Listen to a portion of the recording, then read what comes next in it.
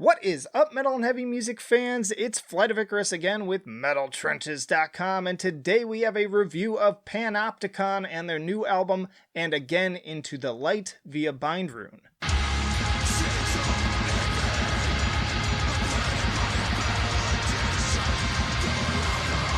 And hey, if you like to be kept up to date with the best and brightest metal bands and albums from the underground and above, then stick with me by hitting that subscribe button down below. Panopticon is a black metal project originally formed in Kentucky by Austin Lunn in 2007, making a name for itself over time with a unique fusion of bluegrass and Appalachian folk on classic albums like 2012's Kentucky and 2014's Roads to the North. I've been listening to this band for several years at this point, and each new release is a cause for celebration, with 2015's Autumn Eternal even making my 100 favorite metal albums of the last decade list. It hit me just the right time in my life that I could really relate to these themes, and has become an anthem of working through day-to-day strife ever since. Who's that nerd? Reviewing Panopticon albums since then has become an interesting affair, as Austin, for admittedly fair reason, often opts out of early access promos. So consider what I have to say here based more on early impressions aside from the pre-release singles. Speaking of which, Moth Eaten Soul may be among the heaviest, most imposing songs that Panopticon has ever written.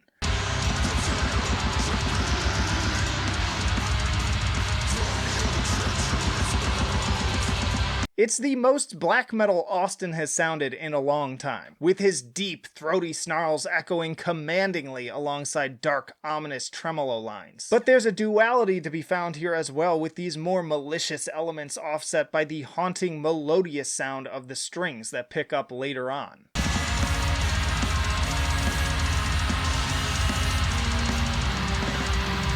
As always, the resulting atmosphere is one that is positively spellbinding and emotionally evocative. There's at once a deep sense of terror, longing, grief, and rage coursing through its every note. Towards the middle, the strings really take center stage amidst the cacophony of blackened drums and guitar, like a single defiant wisp of hope and humanity making a final stand against a razor blade whirlwind of negativity.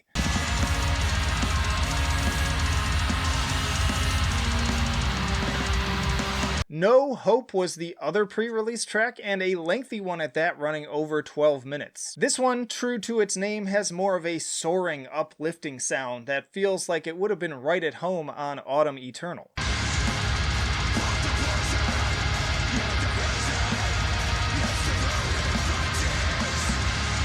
I love the raw, kinetic energy of the drumming and overall tranquil mood. It goes through a bit of a shift around the 4.5 minute mark to more of a post-metal sound with some female spoken word, this then leading up to a ferocious D-beat rager for the final third before finally closing with more mournful strings and nature sounds. It's a solid track, but even after repeat listens, I feel as if it's lacking in some of the memorability factor, losing out to similar but ultimately more impressive songs from the Panopticon catalog. Though I will say, as often is the case, it has grown on me quite a bit with those subsequent listens. In any case, it's definitely one that feels more focused on overall atmosphere than standout instrumentation. And as it turns out, I could make that case even more so for much of the album as a whole. The title track makes for a stunning opener with strings that rival the atmosphere of both Kentucky and Roads to the North. Austin's clean singing coming through clear alongside acoustic and slide guitar.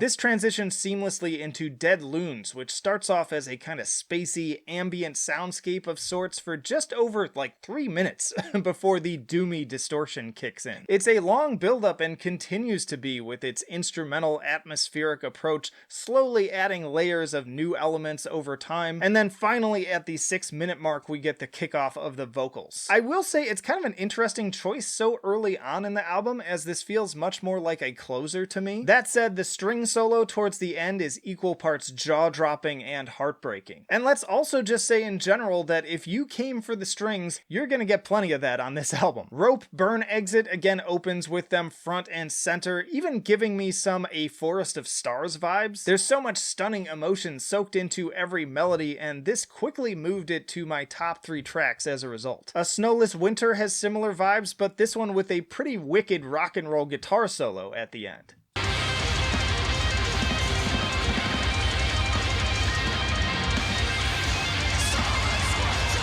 This is where Moth Eaten Soul kicks in, and now within context it sounds even more evil and imposing after those more chill introspective tracks. But then as Golden Laughter Echoes brings back the banjo and more slide guitar, once more even more impactful after the chaos of the previous one.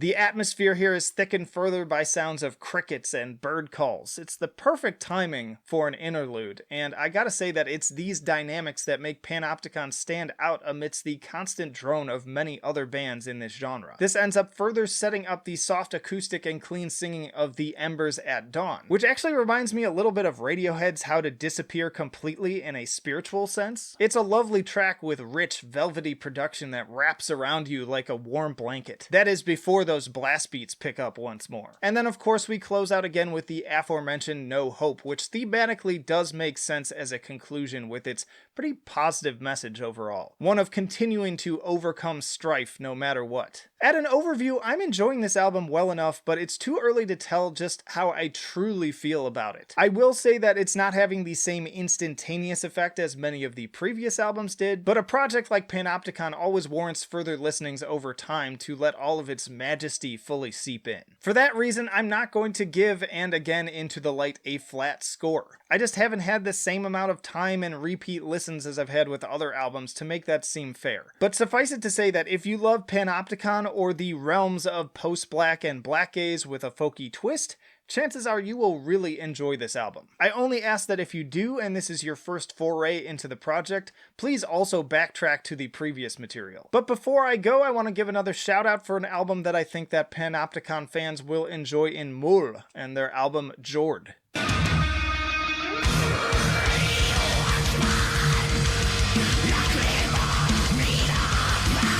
Moule is a Danish band that I would also recommend to fans of Numenorian and Vatnet Viskar. Listening to the grim, cutting vocals of opening track Storm or the violent guitar work of Vacuum, it's impossible to deny the pure black metal inspirations laced within this music. While many post-black bands feel like a post-rock or post-hardcore band simply appropriating mildly black metal elements, Jord feels much more like an even spread.